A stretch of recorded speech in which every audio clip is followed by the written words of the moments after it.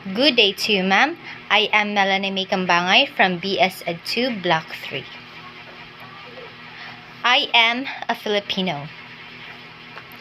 I am a Filipino, inheritor of a glorious past, hostage to the uncertain future. As such, I must prove equal to a twofold task: the task of meeting my responsibility to the past, and the task of performing my obligation to the future. I sprung from a hardy race, child many generations removed of ancient Malayan pioneers. Across the centuries, the memory comes rushing back to me of brown-skinned men putting out to sea in ships that were as frail as their hearts were stout. Over the sea I see them come, borne upon the billowing wave and the whistling wind, carried upon the mighty swell of hope.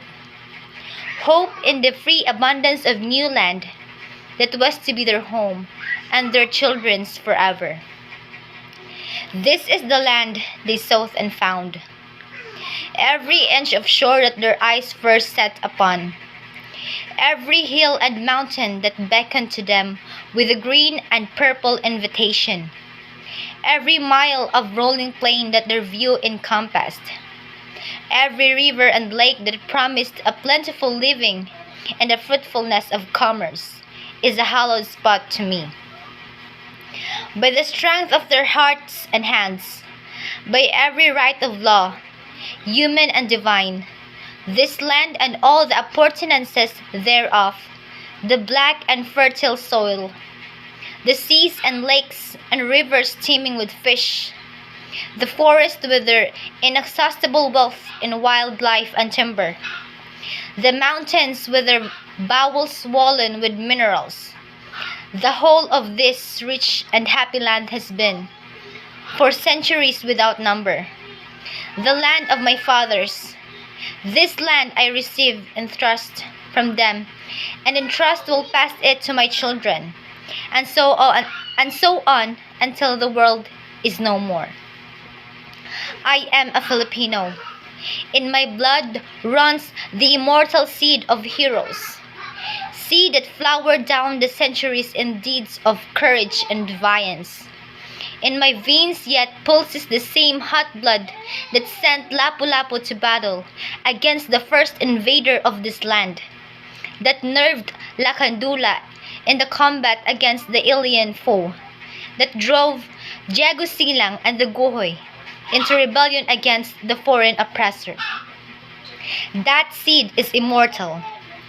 It is the self-same seed that flowered in the heart of Jose Rizal that morning in Bagumbayan, when a volley of shoots put an end to all that was mortal of him and made his spirit deathless forever.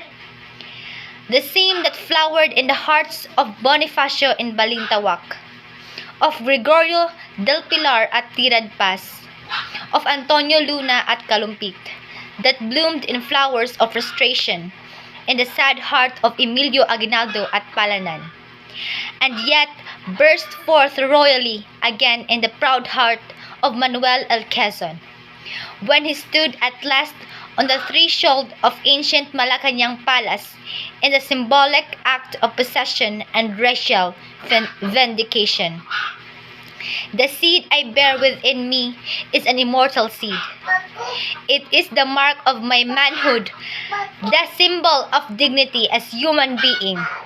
Like the seeds that were once buried in the thumb of Tutankhamen many thousand years ago, it shall grow and flower and bear fruit again.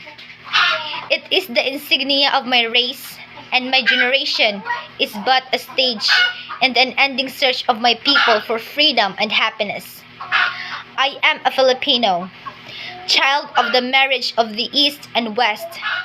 The East with its languor and mysticism, its passivity and endurance was my mother, and my sire was the West that came thundering across the seas with the cross and sword and the machine. I am the East, an eager participant in its spirit and its struggles for liberation from the imperialist yoke. But I also know that the East must awake from its centuried sleep, shake off the lethargy that has bound his limbs, and start moving where destiny awaits. For I, too, am the West, and the vigorous peoples of the West have destroyed forever the peace and quiet that once were ours.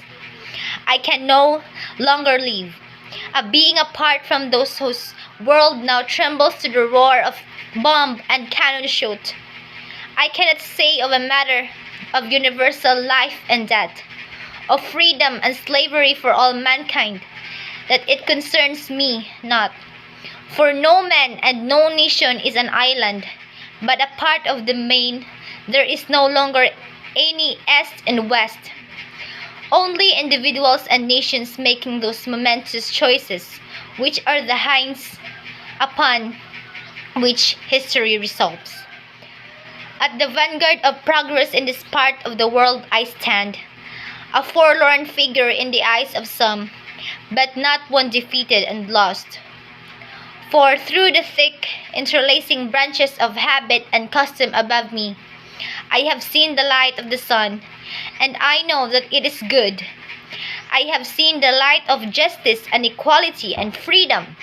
My heart has been lifted by the vision of democracy, and I shall not rest until my land and my people shall have been blessed by this, beyond the power of any man or nation to subvert or destroy. I am a Filipino, and this is my inheritance. What pledge shall I give that I may prove worthy of my inheritance? I shall give the pledge that has come ringing down the corridors of the centuries, and it shall be compounded of the joyous cries of my Malayan forebears when first they saw the contours of this land bloom before their eyes, of the battle cries that have resounded in every field of combat from Mactan to Tirad Pass, of the voices of my people. I am a Filipino born to freedom, and I shall not rest until freedom shall have been added unto my inheritance, for myself and my children and my children's children forever. That's all, ma'am. Thank you.